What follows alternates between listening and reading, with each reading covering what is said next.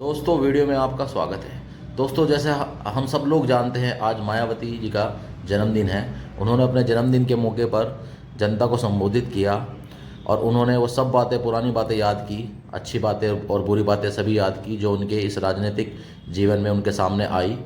उन्होंने सभी नेताओं को धन्यवाद दिया जिन्होंने उन्हें जन्मदिन के मौके पर बधाई दी।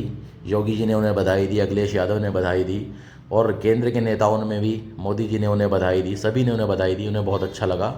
फिर उन्होंने कहा कि अब हम अपनी पार्टी को मजबूत करेंगे और बूथ लेवल से काम करना शुरू करेंगे। सपा वाले उन्हें बीजेपी की बी पार्टी बोलते हैं और बीजेपी सपा की बी पार्टी बोलती है। मायावती जी ने कहा ऐसा कुछ भी नहीं है, हम अपने बूते पर अपनी पार्टी में दम भर देंगे और इस बार 2024 के चुनाव में हम सब लोगों को दिखा देंगे कि बीएसपी पार्टी क्या है। जी हाँ, उन्होंने अपने नेताओं में दम भरते हुए कहा कि अब आपको पूरे जी जान से बीएसपी को मजबूत करने में लग जाना है, आपसी मतभेद हटा देने हैं और इस बार 2024 का चुनाव बहुत डट कर लड़ना है।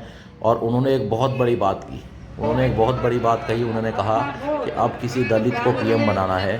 तो आप भी सुनिए उनके विचार। और दोस्तों अगर आप चैनल पर नए हैं तो चैनल को सब्सक्राइब कीजिए और वीडियो को लाइक कीजिए और अपने दोस्तों के साथ शेयर कीजिए। बहुजन समाज पार्टी को ही देना क्यों जरूरी है, इसे आप लोगों को समझना होगा। हालांकि इस संदर्भ में आप लोगों को ये मालूम है कि आज़ादी के बाद शुरू में काफ़ी लंबे समय तक केंद्र व उत्तर प्रदेश सहित देश के अधिकांश राज्यों में भी कांग्रेस पार्टी की ही अकेले यहाँ सरकारें रही, किंतु इनकी गलत नीतियों व गलत कार्य प्रणाली की वजह से ही अब ये पार्टी केंद्र के साथ साथ बहुत पहले ही यहाँ उत्तर प्रदेश की सत्ता से भी बाहर हो गई है।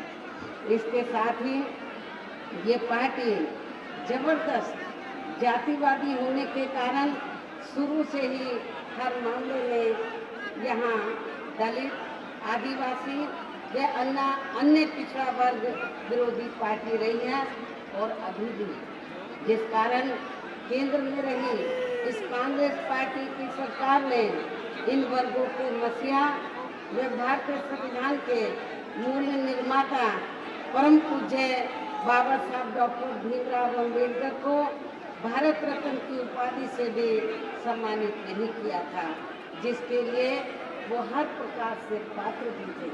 इतना ही नहीं बल्कि इनकी मूवमेंट को आगे बढ़ाने के लिए अपनी पूरी जिंदगी समर्पित करने वाले मान्यवर श्री कांशीराम जी के देहांत होने पर भी केंद्र में उस समय इसी कांग्रेस पार्टी की रही सरकार ने उनके सम्मान में एक दिन का भी राष्ट्रीय शोक घोषित नहीं किया था, तथा न ही इस पार्टी की रही सरकार ने पिछड़े वर्ग की आरक्षण संबंधी मंडल कमीशन की रिपोर्ट को भी लागू किया था, जिसे फिर बीएसपी ने। बहन सुश्री मायावती के जन्मदिन के अवसर पर उनके समर्थकों में खुशी की लहर दौड़ रही थी। सभी बहुत खुश थे। सब इस बात से बहुत ज़्यादा खुश है कि मायावती जी दोबारा एक्टिव हो गई हैं। मायावती जी ने कहा कि एक दलित का प्रधानमंत्री बनना ज़रूरी है क्योंकि इससे देश में समानता की भावना आएगी और अब अगड़े पिछड़े और दलित सब मिलकर बसपा को जिताएंगे और किसी दलित को प्रधानमंत्री बनाएंगे। लेकिन अब केंद्र व अधिकांश राज्यों की भी सत्ता से बाहर होने पर यही कांग्रेस पार्टी खासकर दलितों, आदिवासियों व अन्य पिछड़े वर्गों के वोटों के खातिर आए दिन किस्म किस्म की नाटकबाजी करती रहती है, जबकि इन वर्गों के मामले में इस पार्टी की सच्चाई तो ये है कि कांग्रेस पार्टी जब सत्ता में होती है और इनके अच्छे दिन होते हैं तो तब इस पार्टी को इन वर्गों का विकास व उत्थान आदि याद नहीं आता है, तथा न ही इनको महिलाओं की भी भागीदारी याद आती है। इतना ही नहीं बल्कि इस पार्टी के बाद खासकर यहाँ उत्तर प्रदेश में सपा व बीजेपी आदि की बनी सरकार में भी यूपी की जनता हर मामले में व हर स्तर पर काफ़ी ज़्यादा दुखी रही है। सपा की सरकार में तो अधिकांश यहाँ गुंडों, बदमाशों, माफियाओं व अराजक तत्वों एवं सरेआम लूट खसोट करने वालों का ही राज रहा है, जिसकी खास वजह से ही इस सरकार में आए दिन यहाँ जाति व धर्म के नाम पर तनाव व दंगे आदि होते ही रहे हैं। प्रदेश में विकास के कार्य भी ज़्यादातर जहाँ एक विशेष क्षेत्र व एक समुदाय के लोगों तक ही सीमित होकर रह गए।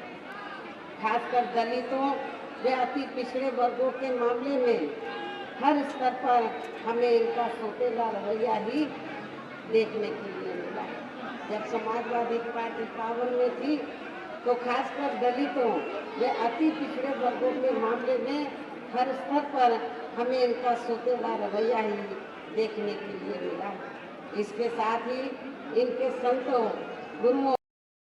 दोस्तों आपको बताते चले, इस बार मायावती जी ने एक नए समीकरण को साधने की कोशिश की है। उन्होंने इस बार दलित वोट, पिछड़ा वोट और मुस्लिम को साधने की कोशिश की है और उन्होंने उसके लिए अपने सिपे सालार विश्वनाथ को लगा दिया है, जो कि बूथ लेवल पर मीटिंग ले रहे हैं और वो चाहती हैं कि इस बार पार्टी बहुत अच्छा प्रयास करे, उसका परिणाम भी बहुत अच्छा मिले। अब देखते हैं 2024 के चुनाव में बीएसपी का क्या परिणाम रहता है। मैं आप लोगों को ये बताना चाहती हूँ कि जब यूपी में समाजवादी पार्टी की सरकार थी तो सपा सरकार जो अपनी आज जो चुनाव के समय में, अभी तो उनकी सरकार नहीं है, लेकिन आज समाजवादी पार्टी ये जो जगह जगह ये कहती है कि सब समाज के हितों की पार्टी है और वीकर सेक्शन के लिए बहुत काम किया है, मैं समझती हूँ कि इसमें रत्ती भर सच्चाई नहीं है। समाजवादी पार्टी की सरकार में वीकर सेक्शन की उपेक्षा हुई हर मामले में व हर स्तर पर, और इनके संतों, गुरुओं और महापुरुषों का भी अनादर हुआ है। जैसे आप लोगों को मैं ये बताना चाहती हूँ कि जब समाजवादी पार्टी सत्ता में थी तो सपा सरकार में SC/ST का सरकारी ठेकों में आरक्षण खत्म कर दिया गया। जब बीएसपी पावर में थी, इंडिया में पहली बीएसपी की सरकार थी जिस सरकार ने तो SC/ST का सरकारी ठेकों में आरक्षण की व्यवस्था की थी। लेकिन जैसे ही समाजवादी पार्टी पावर में आई तो समाजवादी पार्टी की सरकार ने SC/ST का सरकारी ठेकों में आरक्षण खत्म कर दिया। पदोन्नति में आप लोगों को मालूम है कि जब पदोन्नति में आरक्षण का बिल पार्लियामेंट में आया तो समाजवादी पार्टी के सांसदों ने इस बिल को फाड़ दिया था और इस बिल को पास नहीं होने दिया। SC/ST के छात्रों का विदेश जाकर पढ़ाई करने की योजना को समाजवादी पार्टी की सरकार ने खत्म किया। पंचशील नगर का पश्चिम उत्तर प्रदेश जो कि बहुत खास माना जाता है, यहाँ मुस्लिम बाहुल्य क्षेत्र है और मुस्लिम वोटों को अपने पक्ष में करने के लिए इस बार मायावती ने इमरान मसूद को अपने साथ मिला लिया। जी हाँ, इमरान मसूद जो कि पहले कांग्रेस पार्टी में थे, लेकिन विधानसभा चुनाव के समय उन्होंने पार्टी बदलकर सपा का हाथ थाम लिया था, लेकिन सपा से उन्हें टिकट नहीं मिला और ना ही उसमें कोई वैल्यू मिली। इसलिए अब इमरान मसूद ने मायावती जी का हाथ थाम लिया और वो बसपा पार्टी में मिल गए हैं। हम सभी जानते हैं इमरान मसूद का बहुत अच्छा वोट बैंक है, मुस्लिम वोट बैंक। उनकी एक आवाज़ पर हज़ारों मुस्लिम खड़े हो जाते हैं और यही सोचकर मायावती जी ने इमरान मसूद को अपने साथ मिला लिया है, जिससे कि मुस्लिम वोट केवल बीएसपी को ही मिले और वो मायावती चाहती हैं कि मुस्लिम और दलित समीकरण बन के वो ज़्यादा से ज़्यादा सीटें जीतें। जाति के छात्रों का शून्य शुल्क पर प्रवेश समाप्त कर दिया। अनुसूचित जाति जनजाति के छात्रों की शुल्क प्रतिपूर्ति पर 60% की बाध्यता लगाकर उनकी छात्रवृत्ति रोकने का काम किया गया। मान्यवर श्री कांशीराम जी अरबी फारसी विश्वविद्यालय का नाम बदलने का काम सपा सरकार ने किया। लखनऊ के गोमती नगर में डॉक्टर भीमराव अंबेडकर पार्क जो बीएसपी की सरकार में बनाया गया था, उसका नाम बदलकर जनेश्वर मिश्र पार्क कर दिया गया। ये सपा सरकार का कारनामे हैं। सरकारी भूमि आवंटन में SC/ST को मिलने वाली प्राथमिकता को खत्म कर दिया गया। SC/ST की भूमि खरीद को लेकर नया संशोधन लेकर आए। जिसमें बिना डीएम के अनुमति के कोई भी उनकी ज़मीन खरीद सकता था, जिससे इन कमज़ोर वर्गों की ज़मीन को हथिया लिया जा सके। ये है